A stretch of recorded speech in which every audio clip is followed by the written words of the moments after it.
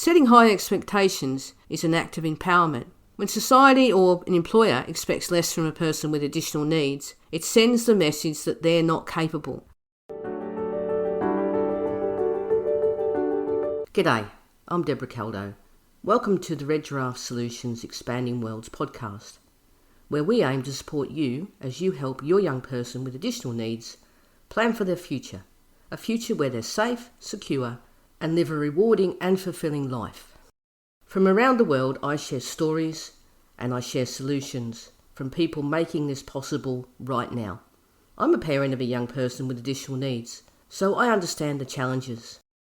Many of the people I've interviewed on this podcast have already helped me design a better future for my daughter, and I hope that they might help you as well to imagine what's possible for your young person.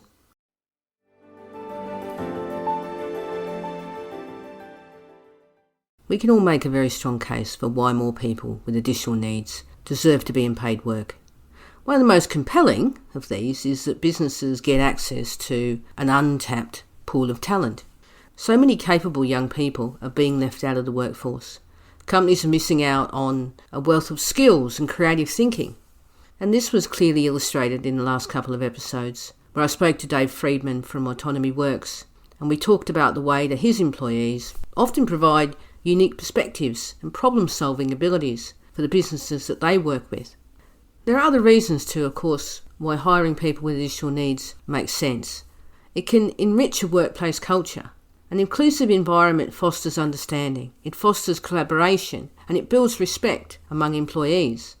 It challenges those stereotypes and promotes a sense of community. And workplaces that prioritise inclusion often report higher employee morale and satisfaction.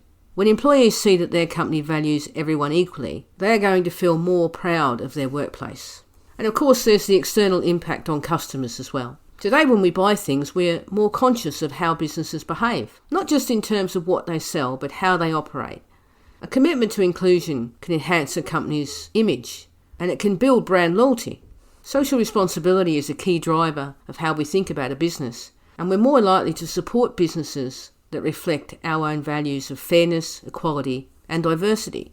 Also, businesses with diverse teams are also going to be better at understanding diverse groups of customers, which can only help with business success.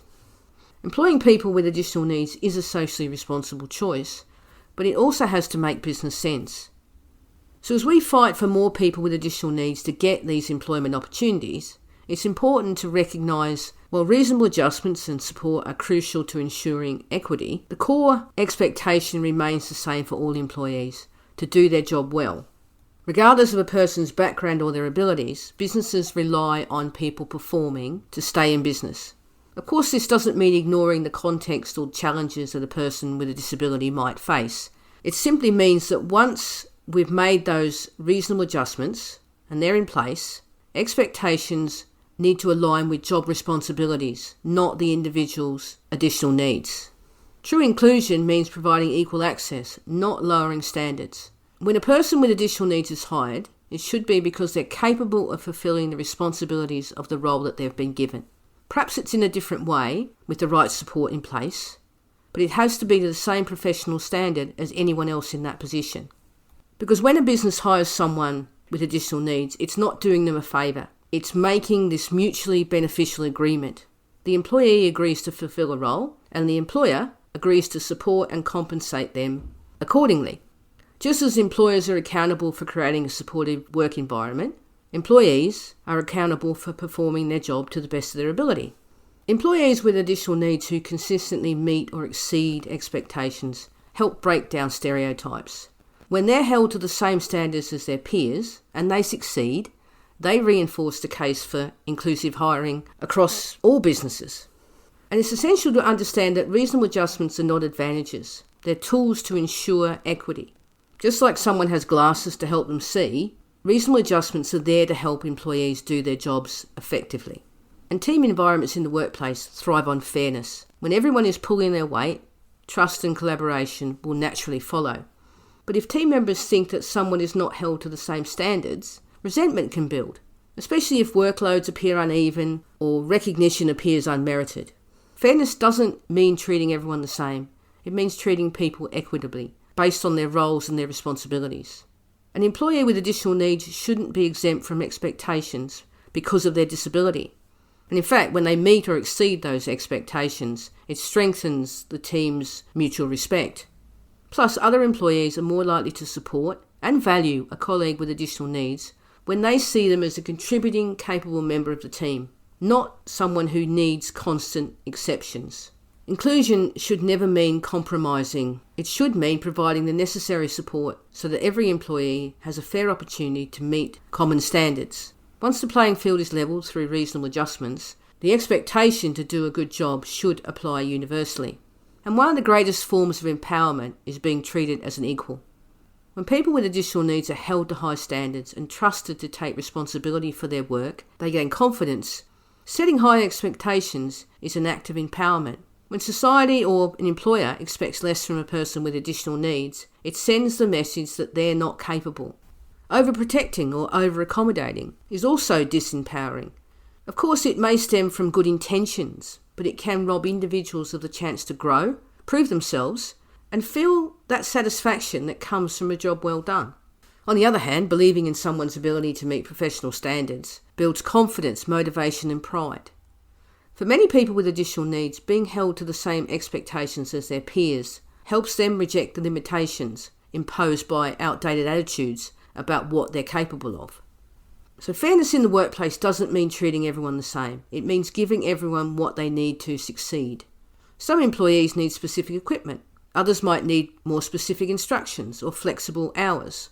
I'm sure any of us can point to a time in a job where we had the benefit of a reasonable adjustment. It's obvious that many organisations already know that hiring people with additional needs can bring unique strengths to their teams. Whether it's attention to detail, problem solving, creativity, perseverance, these employees often demonstrate valuable skills that enrich workplace cultures and improve productivity. To fully realise these benefits, organisations will need to better understand the real meaning of reasonable adjustments and inclusive workplaces. For most organisations, there's still a lot of work to do in both these areas. But on the other hand, we need to be clear that employees with additional needs should never be hired out of charity, but because they have the skills and competencies to contribute meaningfully in the workplace. Like all employees, they're accountable for the outcomes of their work, and once any necessary reasonable adjustments are provided, they should be expected to perform the essential functions of their job. The aim should always be to remove barriers, not remove standards.